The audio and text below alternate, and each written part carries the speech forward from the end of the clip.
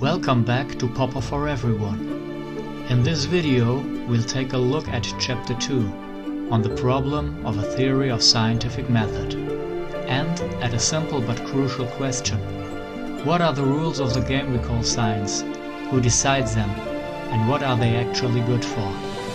Karl Popper gives a clear answer, and that's exactly what we're going to explore.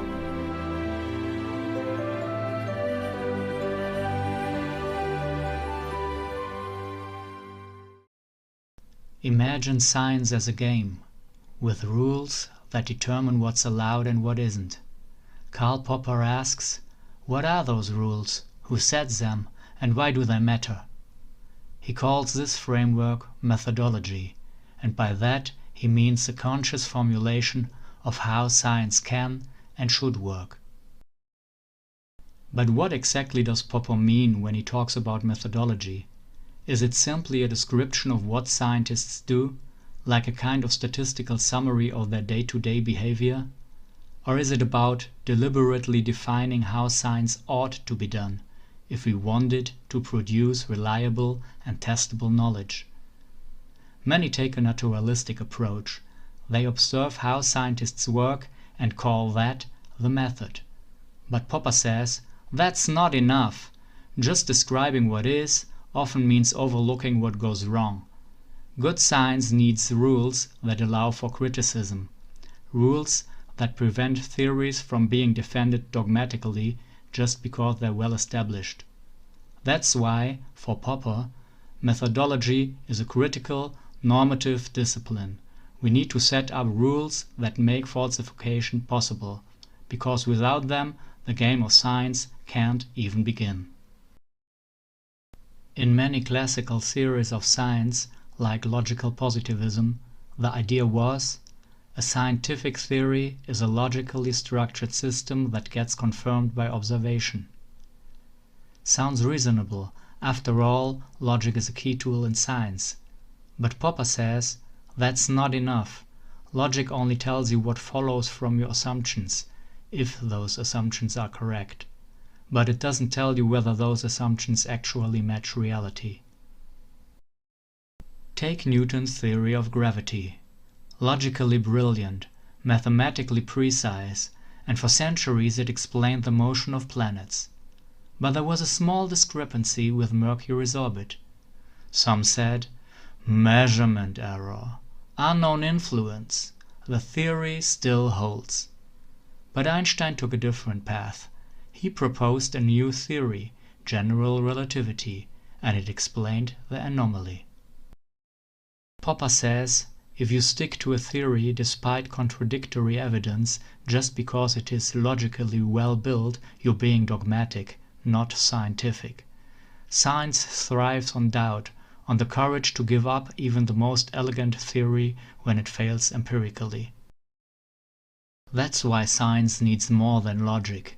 It needs methodological rules such as no theory should be protected from criticism, or no theory is ever considered finally proven.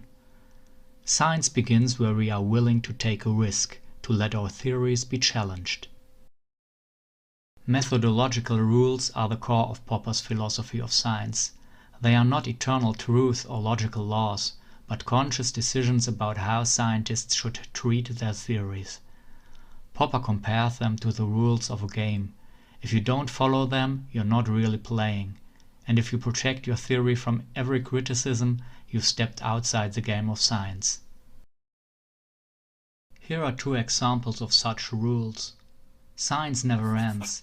If you decide to stop testing your theories, you've left the game.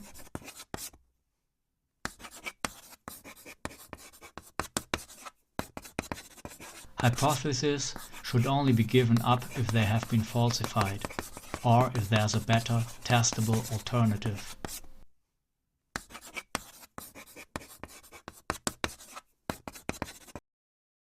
Popper's methodology isn't a loose set of guidelines. It's a systematically structured framework guided by one central idea. Falsifiability must always be possible. This isn't just one rule among many. It's a meta-rule, standing above all the others, because only when our theories are open to refutation can science remain open to criticism, and therefore to progress. Let's sum it up. Many people view methodology in a naturalistic way. They simply observe how scientists behave and call that a method.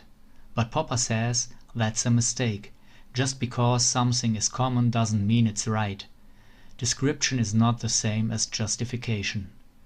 Instead of merely describing scientific behavior, Popper asks, how should scientists act if science is to remain possible at all? His answer isn't just a rulebook, it's a carefully thought out model designed to make criticism and falsification possible. The goal of science is truth, but we can never be sure we've reached it. That's why critical testability is a true criterion of science. So science isn't a rigid structure, it's a critical game with rules, and many traditional philosophical questions about causality or objectivity turn out to be methodological decisions. But more on that in Chapter 3, where we will ask, what exactly are scientific theories, how are they structured, and why does their logical form matter for their falsifiability? That's it for today. Thanks so much for watching. I hope this video gave you something to think about. If you want more, feel free to subscribe and give this video a like. And if you have questions, drop them in the comments. Take care and see you next time.